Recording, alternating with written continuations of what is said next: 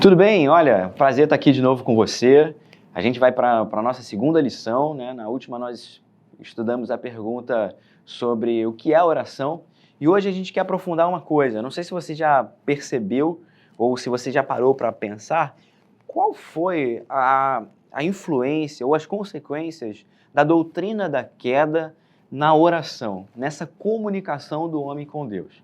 Então eu queria voltar contigo lá para o texto de Gênesis, capítulo 3, eu vou ler a partir do verso 8, para que a gente pense um pouquinho hoje a respeito disso, né? O que existe de consequência e de diferença no relacionamento do homem com Deus a partir desse evento bíblico, dessa doutrina bíblica. Então, já convido você a pegar sua Bíblia e abrir comigo lá em Gênesis capítulo 3, eu vou ler a partir do verso 8. Está escrito assim: ao ouvirem a voz de Deus, do Senhor Deus, que andava no jardim quando soprava o vento suave da tarde, o homem e a sua mulher se esconderam da presença do Senhor Deus, entre as árvores do jardim.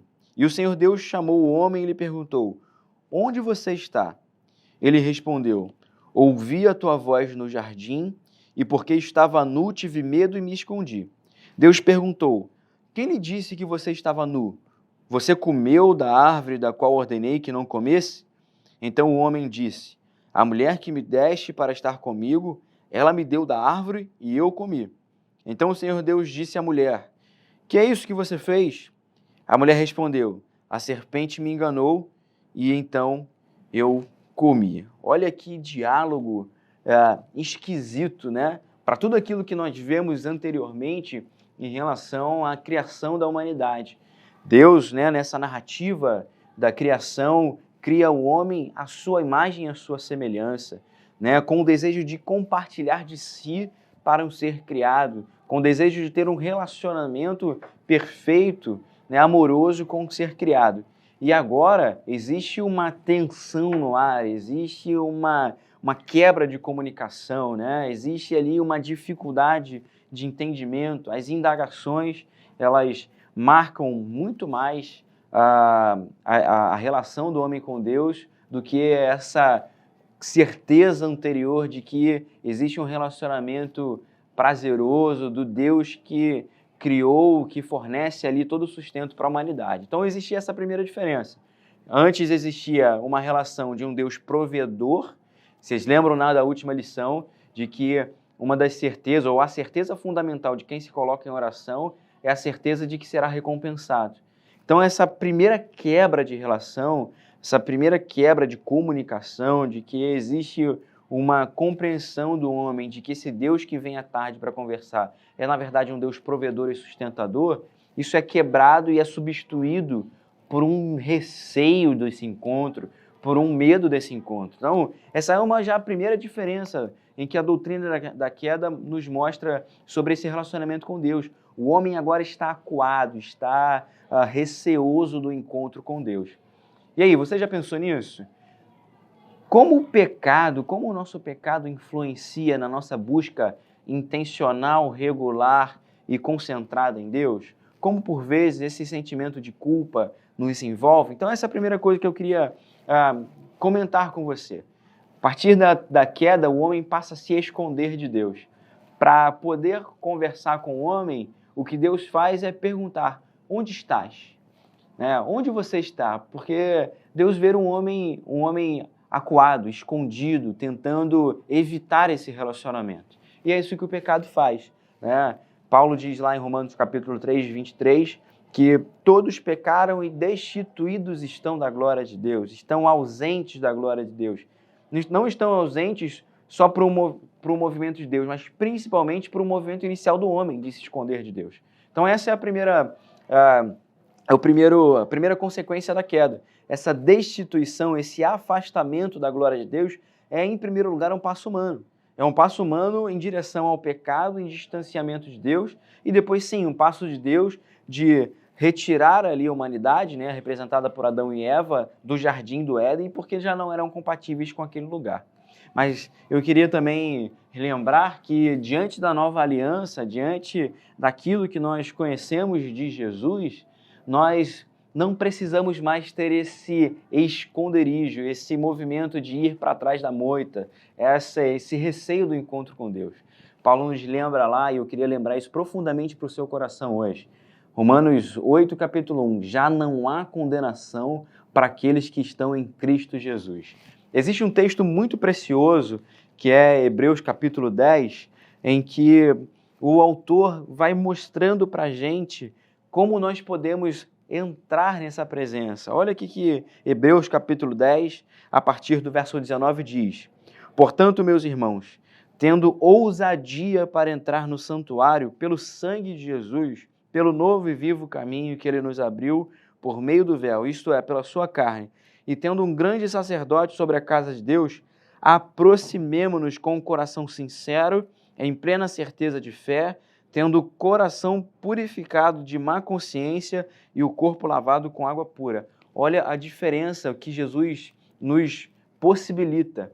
Um homem que estava escondido, né, se distanciando, agora o convite é: aproximemo-nos, né? Ao invés de se esconder, se aproximem, né? Ao invés de tentar evitar a relação, se aproximem. Esse é o convite, esse é o grande convite da oração, é essa proximidade com Deus. Então, talvez você tenha aí como prática, você cometeu algum pecado, cometeu algo que você sabe que não é interessante na presença de Deus, e você fala assim: hoje eu não vou nem orar, porque eu cometi coisas terríveis, eu fiz isso, e Deus não se agrada de mim, Deus não vai me receber.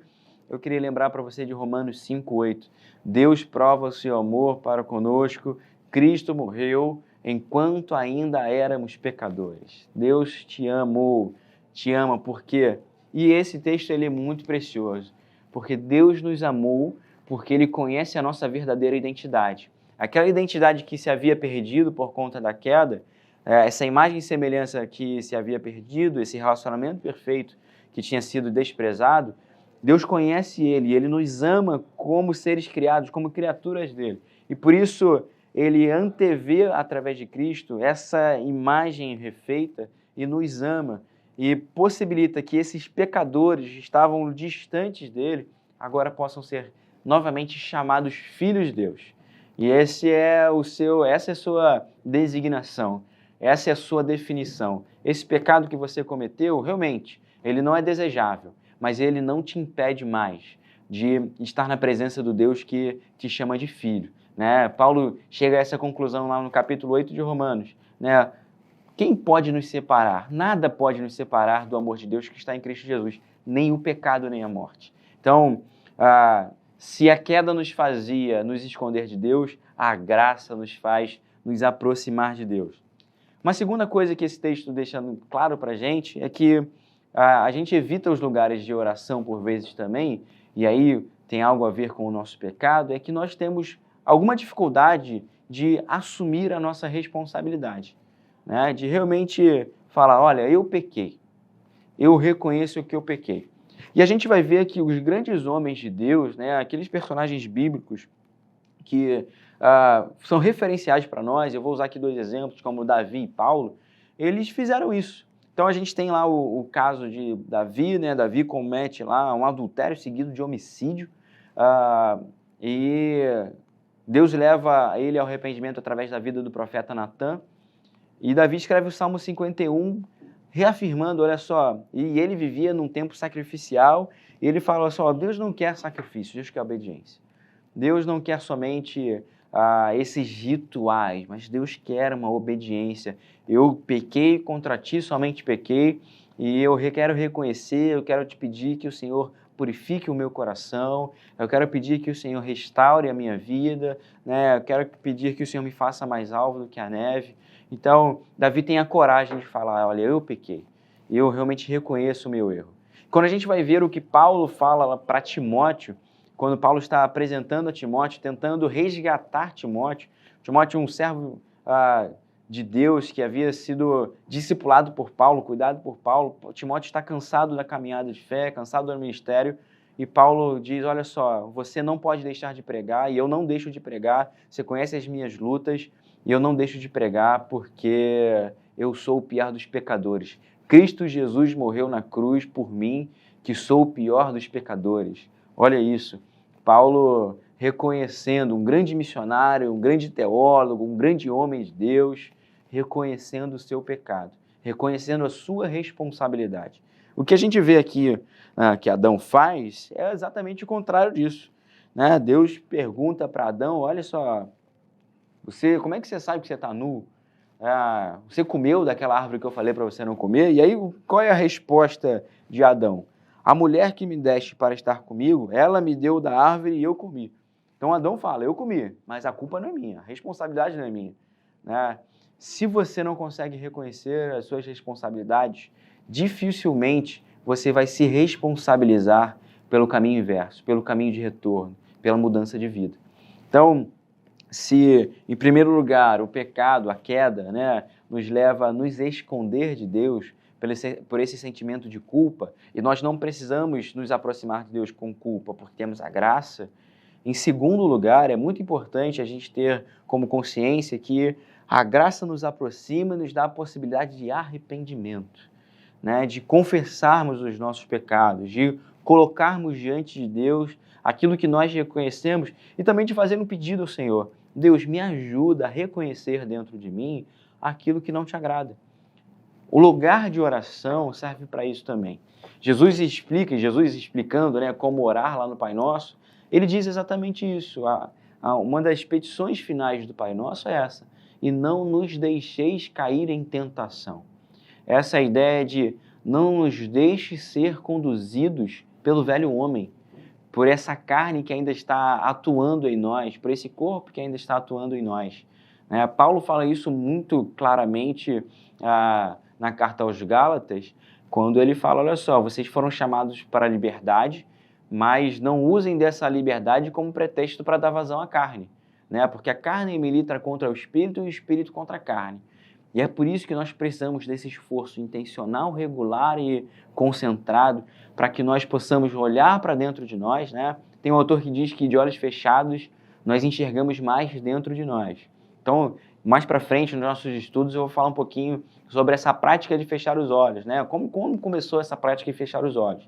Mas o mais importante é a gente compreender isso, que quando nós olhamos para dentro de nós possamos reconhecer a nossa responsabilidade diante das nossas decisões, diante dos nossos erros, diante dos nossos defeitos.